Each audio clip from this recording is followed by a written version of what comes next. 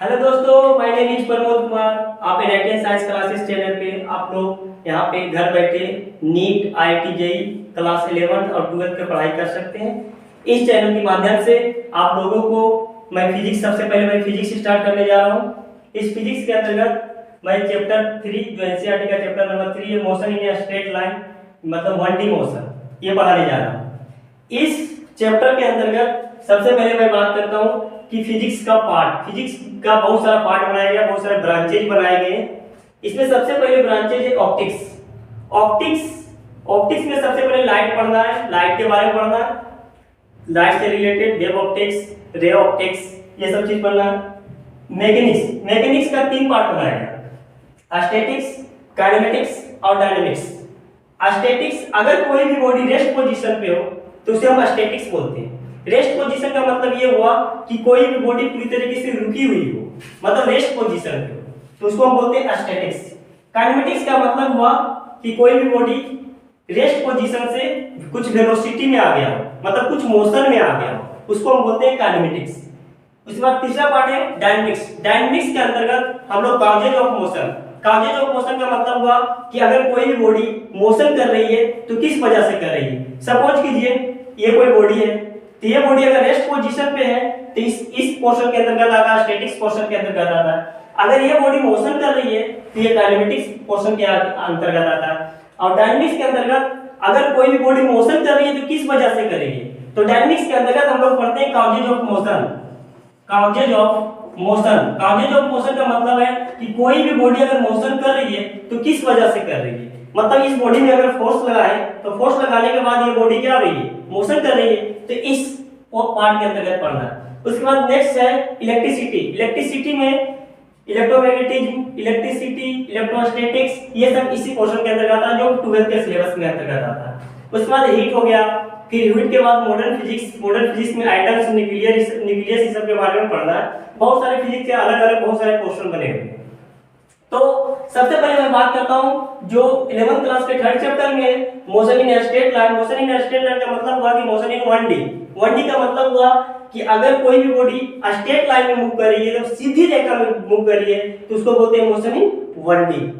तो सबसे पहले मैं बात करता हूं मैकेनिक्स का पहला पोर्शन है स्टैटिक्स का मतलब है कि कोई बॉडी रेस्ट पोजीशन का मतलब हुआ अगर कोई बॉडी रेस्ट पोजीशन में है तो रेस्ट का मतलब पूरी तरीके से स्थिर है, मतलब पूरी तरीके से विरामावस्था में, मतलब अगर कोई बॉडी रेस्ट पोजीशन पे है तो उसके बारे में पढ़ने का कोई जरूरत ही नहीं है। सपोज कीजिए कोई भी अगर आदमी डेड हो गया है, पूरी तरीके से मर गया, तो उसके बारे में जानने से क्या मतलब, वो बॉडी तो पूरी तरीके से मर चुका है। तो कहने का मतलब स्टैटिक्स का मतलब हुआ कि बॉडी जो होना चाहिए रेस्ट पोजीशन पे होना चाहिए, मतलब पूरी तरीके से रेस्ट, मतलब रुकी हुई होना चाहिए।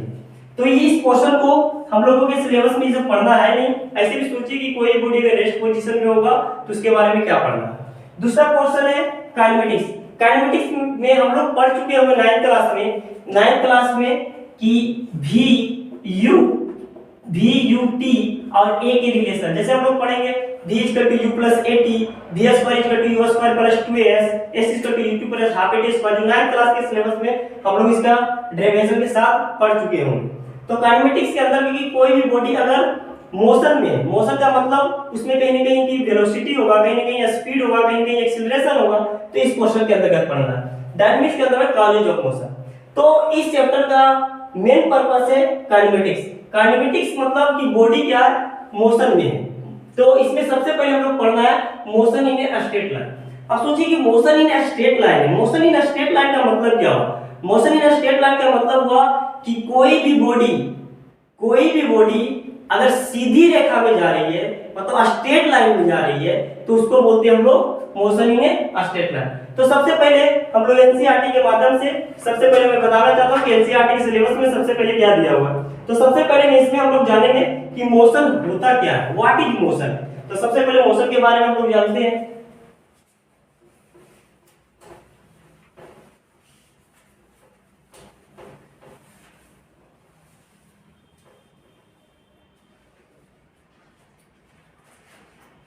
सबसे पहले मोशन क्या होता है।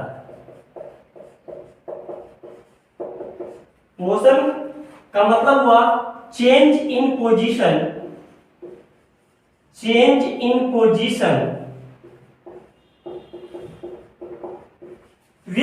रिस्पेक्ट टू टाइम,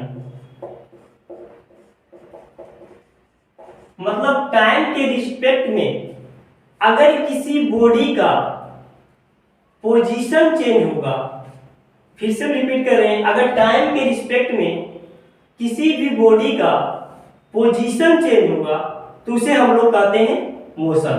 सपोज कीजिए कि अगर मान लीजिए कि एक कोई फोर व्हीलर कार है और ये मान लीजिए कि 20 किलोमीटर पर आवर के वेग के वेलोसिटी से चल रहा है, तो ये हाफ आवर के बाद ये कितना दूरी जा पाएगा?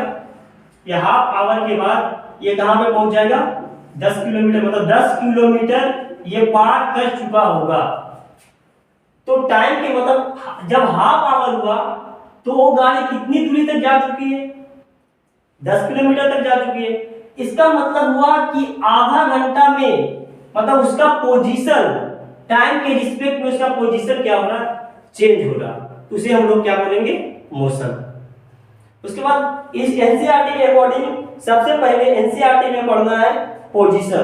पोजीशन हम लोग क्या होता है? मोशन को समझने के लिए सबसे पहले हम लोग को समझना पड़ेगा पोजीशन, और पोजीशन को समझने के लिए सबसे पहले हम लोग को पढ़ना पड़ेगा फ्रेम ऑफ रेफरेंस। तो एक एक चीज को समझते हैं। तो सबसे पहले हम बात करते हैं कि पोजीशन क्या होता है।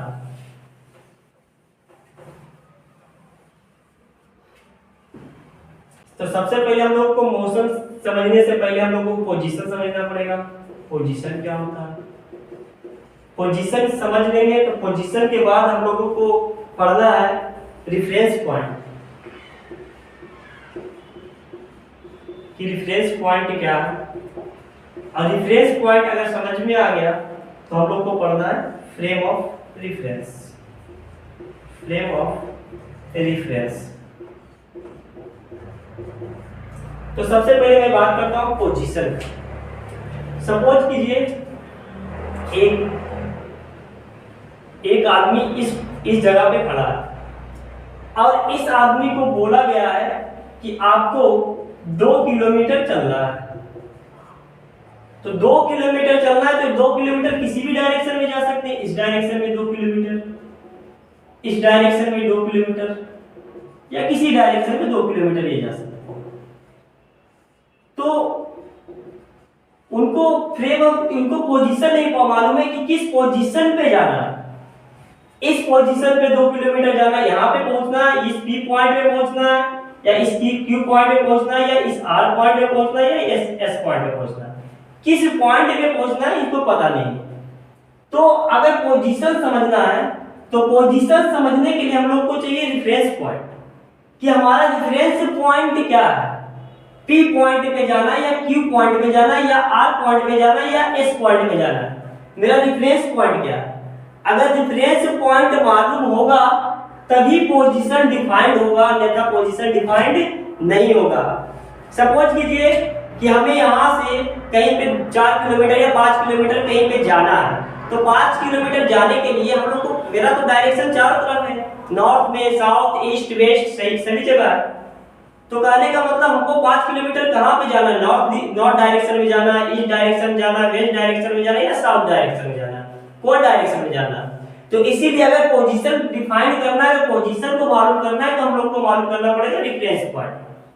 अब रेफरेंस पॉइंट मालूम हो गया तो रेफरेंस पॉइंट को समझने के लिए हम लोग को पढ़ना पड़ेगा फ्रेम ऑफ रेफरेंस, कि वो आदमी किस फ्रेम में है, किस फ्रेम के अंतर्गत है। जैसे मैं एक एग्जांपल से समझाना चाहता हूं आप लोग को। सपोज कीजिए